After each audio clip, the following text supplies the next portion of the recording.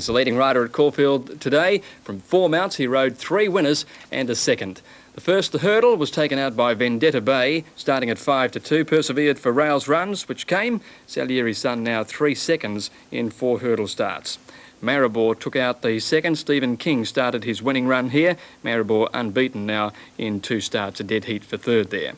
Race 3, and Darren Gauci used Celerator's early speed to steal a break at the home turn and then held on to beat the favourite Black Rouge, Barclay Street, a good first starter at 20 to 1.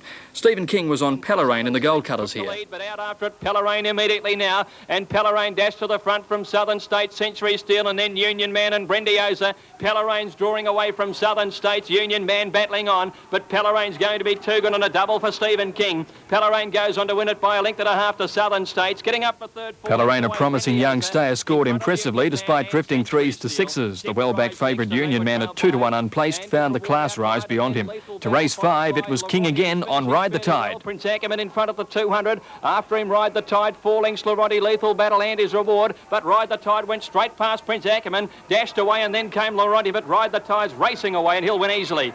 Ride the Tide goes on to win it by nearly 4 lengths, Prince Ackerman. Third, Ride the Tide by the biggest winning margin of the day, 4.5 lengths, starting 4 to 1 over Prince Ackerman, who had every chance. Another honest run from Laronti. For Stephen King, his third of the day, and a total of 43 this season, marginally down on last year's 51, but a total he's not unhappy with considering he's been suspended 4 times. He told Clem Dempsey he's now hoping for his form to continue into the spring. Well, I've got a lot of good young horses coming up in the stable at John Mars, and I think by the look of it, we're just going to have a nice season. It's going to be hard to top last spring, I suppose.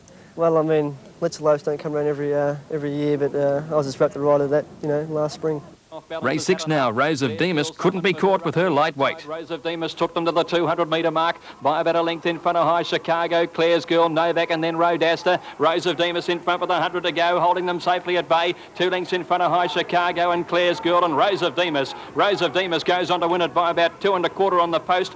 Apprentice Mamdou Dakiz piloted Rose of Demas. He went on to complete a double in the last on Pride of Demas for trainer Alan Williams. Rose of Demas at 8 to 1, High Chicago 13 to 2, Clare's Girl, the favourite, at 4 to 1, had every hope. The last leg of the quadrilla, Regimental Lord delayed going for a spell by winning easily. It's Regimental Lord clear though, favoured boy trying hard from Red Zam. Regimental Lord is holding them at bay, and Regimental Lord kicks away on the post and wins it 2.5, favoured boy. Red Zam a length away third, and then the Farmer. Regimental Lord getting the money at 12 to 1. Danny Nikolic aboard over Favoured Boy, and Red's Arm filling third. And the last today, Pride of Demas for Mamdou Dakiz. They're at 6s over the fast finishing Bouvary Mist. Today's daily double, 7 and 12, $97.20. The extra for 2 and 7 paid $19.70. Now there's the quadrilla. If you fancy the 7s today, you're in the money, $1,200.50. Quad extra paid $6,150, and nobody picked the straight 6, $28,000 into the pool for Flemington Wednesday. Hip Flask's winning run came to an end at Victoria Park in South Australia today, attempting to equal the record of 9 in a row set by Lots of Time in 1969. Hip Flask found the weight of 72 kilos beyond him as Normal John powered away with the South Australian Grand National Hurdle.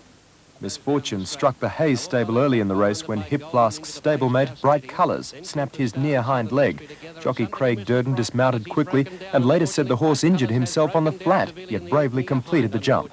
The 3 favourites vied for position until Normal John edged ahead at the final turn and finished off his challenges. One more hurdle to jump, and Normal John will grab this national. Over he goes, Normal John. He can jump all right. I reckon he could jump bail. He's 10 in front of Hip Flask, and the weight is the big advantage, and Normal John is going to cruise to the wire. About 10 lengths in front of Hip Flask, a gallant second with the huge weight.